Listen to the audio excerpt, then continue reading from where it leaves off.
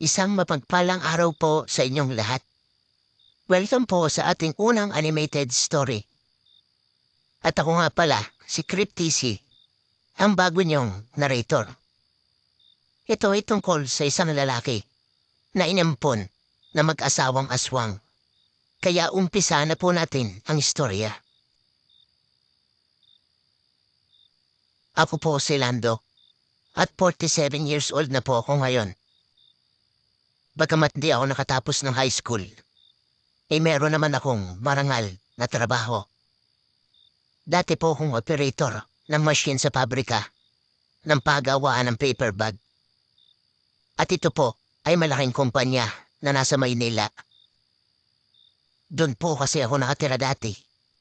At doon ko nakilala ang aking asawa na taga Cebu. At ngayon nakaipon na ako. Dinala ko na lang ang aking asawa at anak sa may Batangas. Sa simula po ng aking kwento tungkol sa aswang. Ako po ay inampon na mag-asawang Tonyo at Linda dito sa Visayas na naging magulang ko ng 17 taon. Di ko na po tutukuyin kung saan lugar po ito. At sa pagkakakwento nila, ay pinaalagaan lang ako sa kanila kasi makikipagsapalaran ang ama ko sa Manila upang magtrabaho. Pero di na po ito bumalik kahit kailan para kuhanin ako. Malungkot din sa kanila iyon kasi wala naman silang trabaho noon at hanggang isang dahig, isang tuka lang ang buhay nila noon. Pero nakuha pa rin nila akong pag-aralin hanggang first year high school. Sa panahong iyon, ay naturuan nila ako sa mga dapat kong malaman sa buhay at isinama na rin nila ang pagtuturo sa panggagamot. Madali naman akong natuto sa mga orasyon, pero isang bagay lang ang hindi ko maunawaan noon. Yun ay ang pag-amin na kinikilala kong magulang tungkol sa kanilang pagkatao. Isang gabi, habang kami ay naghahapunan ni Nanay Linda, may narinig kaming isang ingay mula sa labas ng bahay. Para kasing may bagay na nahulog sa langit kasi yumanig talaga ang lupa. Sumilip ako sa may bintana at nakita ko ang isang malaking aso sa labas. Natakot ako at madali lumapit sa aking nanay at sinabi ko ang aking nakita. Sinabi pa niya noon, tawag-tawa akong mag-alala kasi si Tatay Tonyo ko daw iyon. Nagtataka ko noon sa kanyang sinabi na bakit niya alam na si tatay lang ang dumating. Aso ang nakita ko sa labas. At sa puntong iyon, ay inilahad nila sa akin ang kanilang sikreto. Yun daw ang huling kaalaman na ipapasa niya sa akin na tinatawag ng karamihan na aswang. Sa mga sandaling iyon, Tito, ay bumalik ako sa panahon nung ako ay nag-aaral pa. Sinasabihan nila po noon na lahi daw kami ng aswang. Pero pinabubulaanan ko pa nga ang kanilang mga paratang sa amin. Pero totoo pala ang usap-usapan tungkol sa pamilya ko. Kaya mabilis kong sinabi sa sarili ko na ayaw kong maging kagaya nila. Nagsalita naman si Tatay Tonyo habang papalapit sa lamesa namin. Panahon na daw para ituro niya iyon sa akin. Sa sobrang tapod ko po ay nagtatakbo ko sa silid at nagiiyak. Agad naman akong pinuntahan ni Nanay Linda. Inamo niya ako at ipinaliwanag naman ang lahat sa akin. Sabi ni Nanay, hindi kami kagaya ng inaakala mo na nangangain ng tao. Oo, aswang ang tinatawag nila sa amin. Pero nilulunok lang namin yun kasi wala namang kaming ginagawang masama. Sinasabi lang nila iyon kasi andito tayo nakatira sa liblib na gubat. Kung tutuusin ay tayo pa nakakatulong sa mga kabaryo natin kasi madalas nila tayong pinupuntahan dito para magpagamot ng kanilang sakit. Diba, malimit mo nga makita si Kapitan dito sa bahay na kasama ang mga kabaryo na magpapagamot. Paano naman po Yung pagpapalitan nyo ni Tatay Tonyo. Di ba parang halimaw na yung ganon? Sabi ko kay Nanay Linda. Huwag ka mag-alala. Katangian lang yun ng kanyang agimat. Ginagawa niya iyon para matingnan niya ang paligid kung may mabangis na hayop na pwede gumatake sa atin. At para sa ganon, ay maproteksyonan niya ang ating bahay kapag sasapit na ang gabi. Pero wag ka rin aamin. Kung sakaling tatanungin ka kung aswang ba kami, ang Tatay Tonyo mo, ipangako mo yun sa amin, Lando. Sabi ni Nanay Linda. Pero dumating po sa punto na hindi ako nakukumbinsi sa mga sinasabi nila na mabait ang isang aswang. Kaya tumakas na lang ako pagkatapos ng 2 araw at pumunta ako ng Maynila. Pinara ko na lang sa highway ang isang truck at nakisakay na lang ako at nakiusap sa driver ng truck at tulungan niya ako makalayo sa lugar na iyon. Gulong-gulong isip ko noon, Tito. Di ko alam kung ano ang mangyayari sa akin pagdating sa Maynila. Ayoko po talaga maging isang aswang na kinatatakutan ng lahat. Kaya nagpasya akong layasan sila at harapin ang pinaglalaban ng aking murang paisipan noon. Nagpalaboy-laboy muna ako sa simbahan ng Baklaran. At doon ay may taong tumulong sa akin para makapasok sa pabrika. Dinaya ko na lang ang papeles ko kasi wala naman akong dalang legal na dokumento noon. At sa pag-iipon ko ng pera ay nakakuha ko ng isang maliit na bahay na halos isang tao lang ang kayang tumira doon. At namuhay ako hanggang dumating na 30 taong gulang. Nag-sideline din ako sa panggagamot sa mga minor na sakit ng kapitbahay namin. Nakakatulong din sa akin iyon ng malaki. Kahit pabarya-barya lamang inaabot nila sa akin. Sumagi din sa isip ko ang mga turo ni Tatay Tonyo na tungkol sa panggagamot.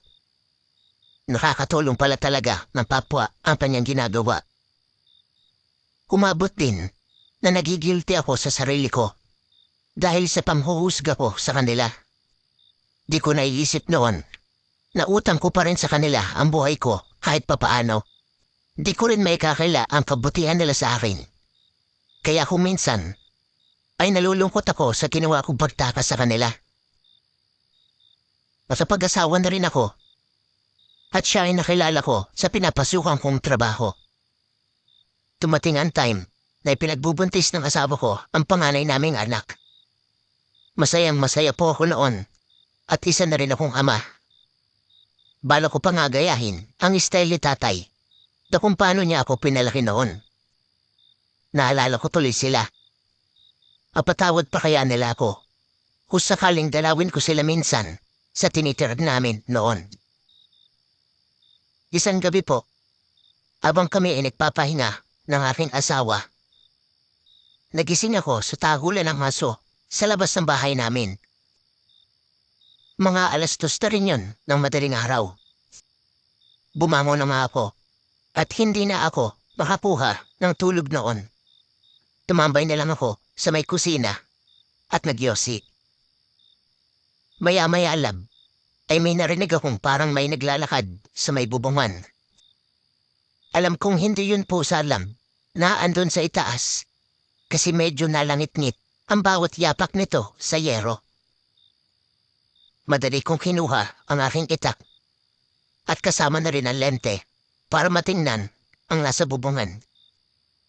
Doon ako lumabas sa may kusina namin. Mababa lang naman ang bahay namin. Tsaka tanaw na doon ang bubungan. Sa pagbukas ng aking lente, itinuto ko iyon kung saan ko naririnig ang mga yapak sa yero. Nabigla ako sa aking nakita. Aswang pala ang nasa itaas ng bubong namin. Isang malaking aso na aswang. Pero sa halip na matakot, ay tinitigan ko na lang ito. Hindi rin umalis sa pagkakatayo ang aswang. At nakatitig din sa akin. At sa mga sandaling iyon, Tito, ay napaisip ako kung baka si Tatay Tonyo ko iyon.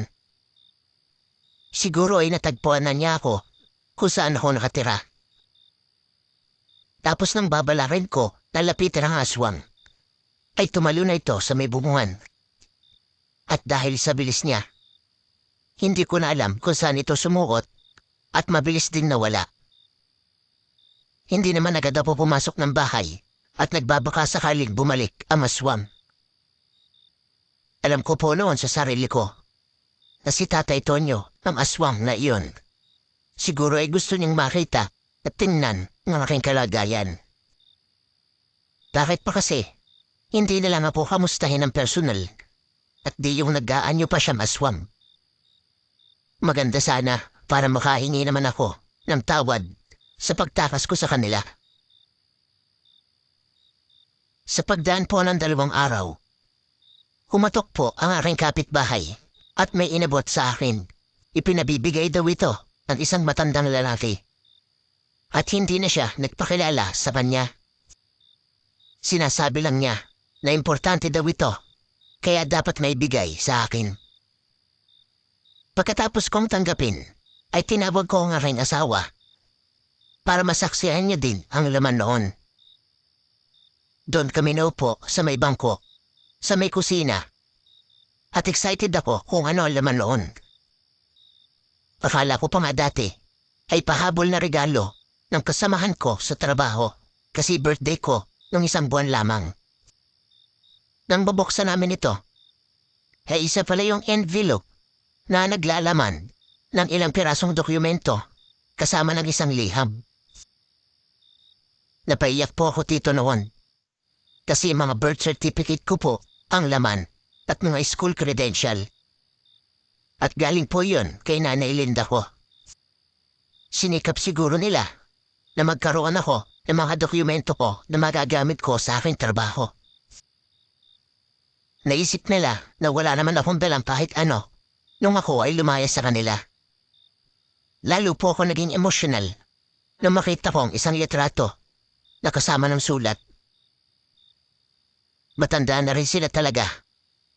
At nagplano ako noon na dalawin sila pag nakakuha ko ng leave sa trabaho. Pero sabi naman sa sulat na huwag akong mag-alala kasi ando na sa kanila ang kanilang tunay na anak na dati ay nasa Davao. Dagdag pa nila sa sulat na kung ayaw ko talaga maging kagaya nila, ay ituloy ko na lang daw ang aking panggagamot na itinuro nila sa akin. Sa panahong kasalukuyan, masaya naman ako sa buhay ko ngayon at kasama ng aking pamilya. Nadalo ko naman sila noon ng 2 beses at nagpapasalamat pa din ako sa kanila sa pagtaguyod nila sa akin noon. Natakot lang talaga ako noon, Tito, kasi ayaw ko talagang magkaroon ng kakayanang maging aswang. Para po sa akin, mas maganda na maging normal kesa may iba kang katangian na kinatatakutan naman ng iba. Hanggang dito na lang po ang aking istorya, Tito. Naway pagpalain tayo ng ating Diyos na makapangyarihan sa lahat. Maraming salamat po.